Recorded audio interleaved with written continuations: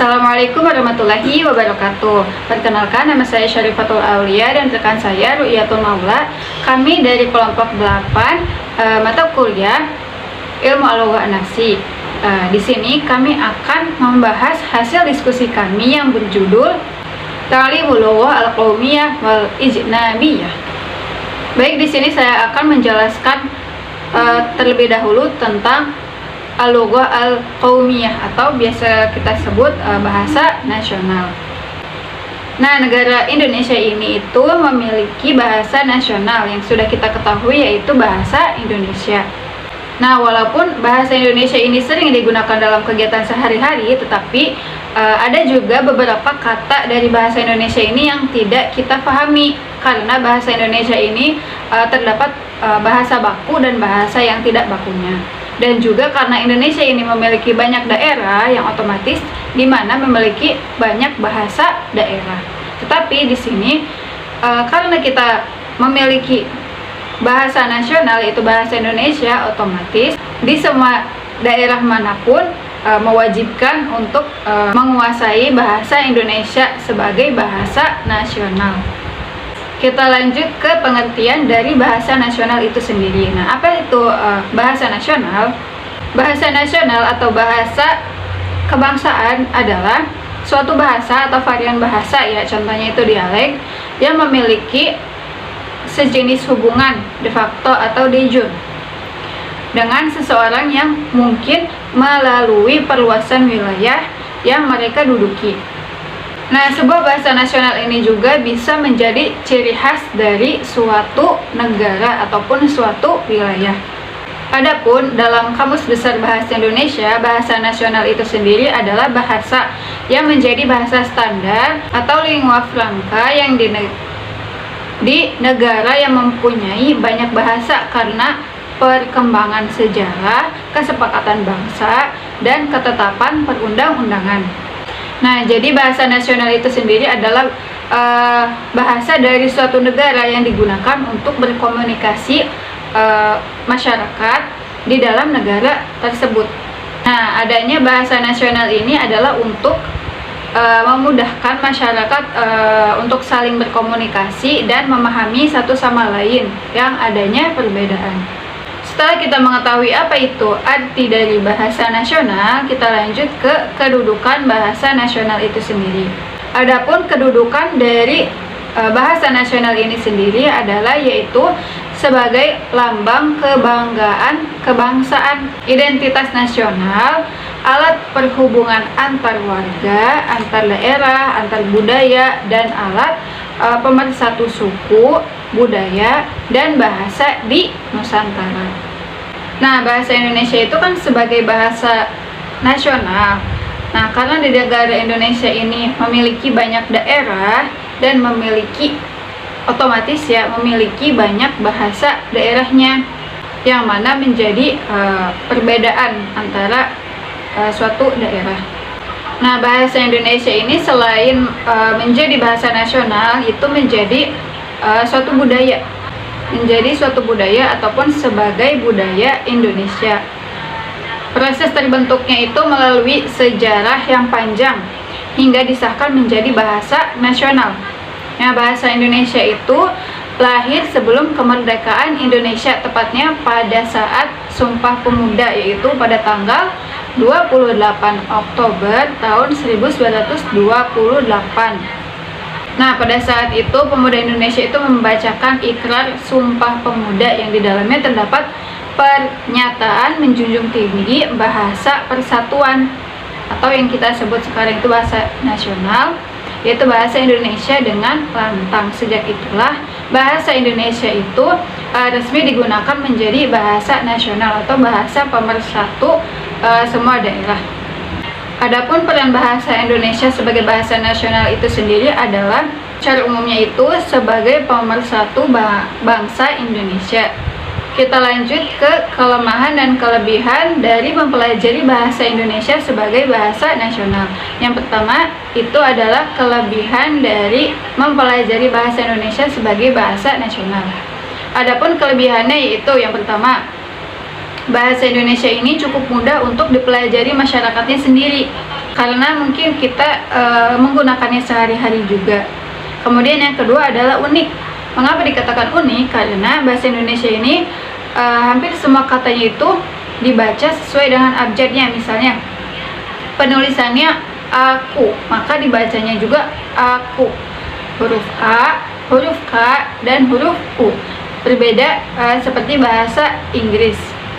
Kemudian keunikan lainnya itu karena bahasa Indonesia itu memiliki huruf N dan G yang digabungkan yang menjadi huruf mendengung, eng atau seperti N dan G. Contohnya itu bingung. Kemudian kelebihan yang ketiga adalah merupakan bahasa persatuan di tanah air kita seperti perannya sendiri. Kemudian kelebihan yang keempat adalah salah satu bahasa Indonesia ini adalah salah satu bahasa yang paling banyak digunakan di dunia. Baik, setelah kita mengetahui kelebihannya, kita lanjut ke kekurangan dari mempelajari bahasa Indonesia sebagai bahasa nasional.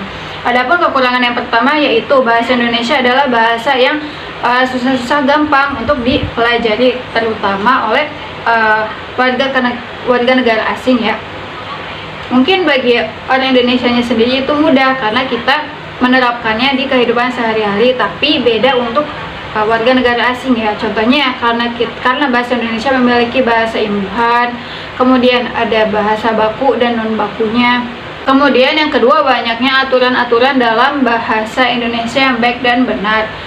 Contohnya itu dalam bahasa Indonesia itu kita mengenal adanya EYD ataupun ejaan yang disempurnakan. Kemudian kelemahan yang ketiga yaitu adanya ungkapan-ungkapan yang sering digunakan dalam bahasa Indonesia, sehingga kita harus memahami apa arti dari ungkapan tersebut. Contohnya seperti meja hijau. Meja hijau itu bukan meja yang berwarna hijau, tetapi ada juga ungkapan meja hijau itu adalah pengadilan dan lainnya. Kekurangan yang terakhir yaitu sulit untuk dipromosikan sebagai suatu bahasa internasional. Mengapa? Karena kita masih tertinggal dari beberapa bidangnya seperti teknologi dan ekonomi. Sekian penjelasan dari saya. Selanjutnya akan dibahaskan oleh Saudari Ru'yatul Maula. Kepadanya dipersilakan. Baik, di sini saya akan melanjutkan materi berikutnya, yaitu terkait al-lughah al-ajnabiyah. Al-lughah al-ajnabiyah itu merupakan bahasa asing. Mungkin kita udah tidak heran ya, atau tidak asing mendengar kata ini. Bahasa asing merupakan bahasa yang mana digunakan dalam komunikasi. Atau bahasa ini merupakan bahasa yang tidak digunakan dalam suatu masyarakat tertentu dalam interaksi sehari-hari. Misalnya kita sebagai orang Indonesia, lalu kita bepergian ke Inggris, ke Australia, ataupun ke Arab. Lalu di sana itu bahasa sehari-harinya menggunakan bahasa Inggris. Nah, kita sebagai orang Indonesia itu dapat mengatakan bahwa bahasa Inggris itu merupakan bahasa asing karena bahasa tersebut tidak digunakan dalam kehidupan kita sehari-hari dalam berinteraksi satu sama lain. Oke, selanjutnya kita beralih ke fungsi dari bahasa asing itu sendiri. Itu sebagai apa sih? Yaitu yang pertama, sebagai alat penghubung antar bangsa. Dengan kita belajar bahasa asing, itu kita dapat berkomunikasi dengan negara atau bangsa yang lainnya, seperti itu.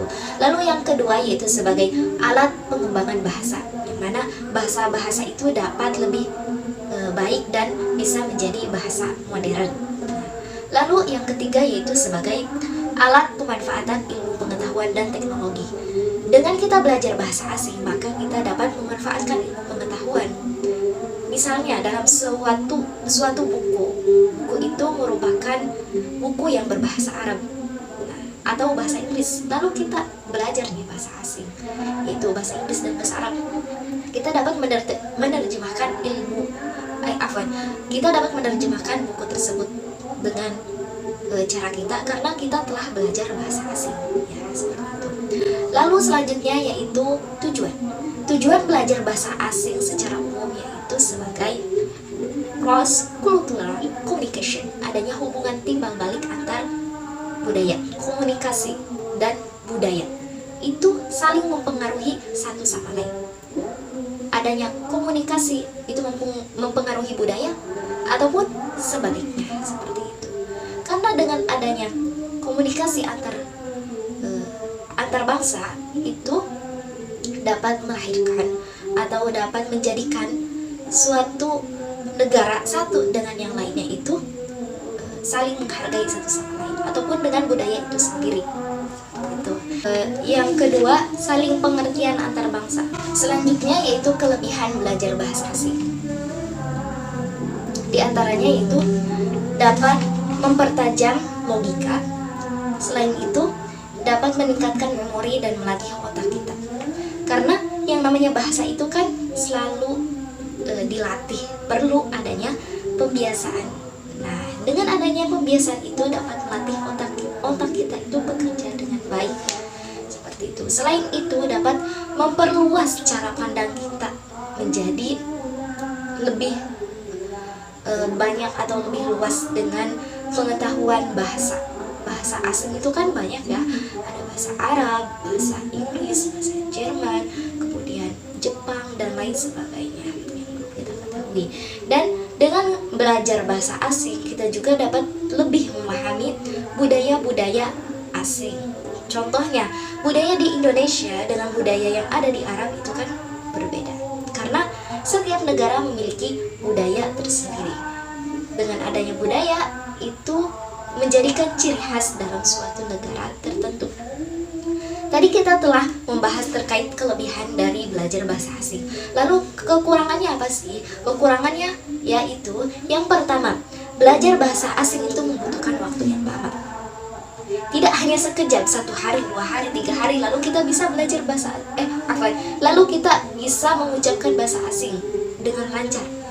Ya mungkin ketika kita mengucapkan bahasa-bahasa yang sering diucapkan kayak ucapan sapaan, kaifa haluk, lalu good morning, kayak gitu kan udah biasa.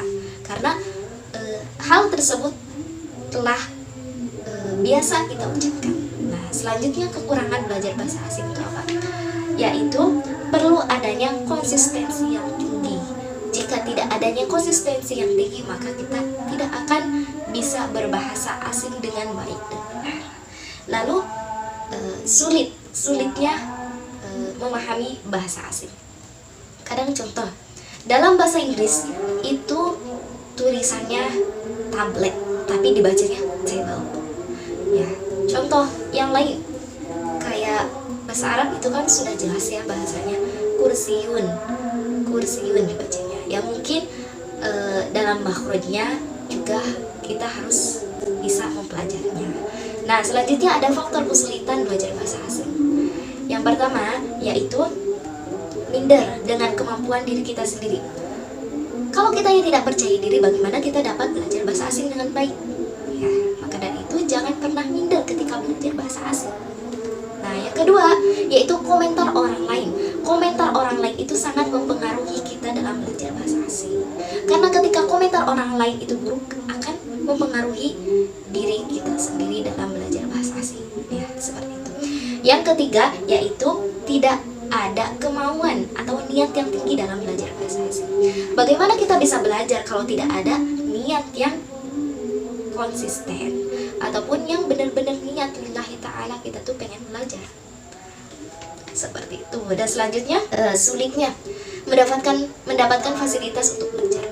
Ya memang sulit untuk di zaman dahulu, itu sulit untuk mendapatkan akses fasilitas belajar. Sedangkan untuk sekarang itu kan sudah banyak teknologi komunikasi yang bisa kita akses, entah itu di internet ataupun di WhatsApp kita bisa belajar bahasa asing, atau di IG atau di YouTube dan lain sebagainya. Itu sekarang mah banyak akses online, walaupun kita tidak secara offline langsung bertemu atau belajar dengan orang yang ahlinya.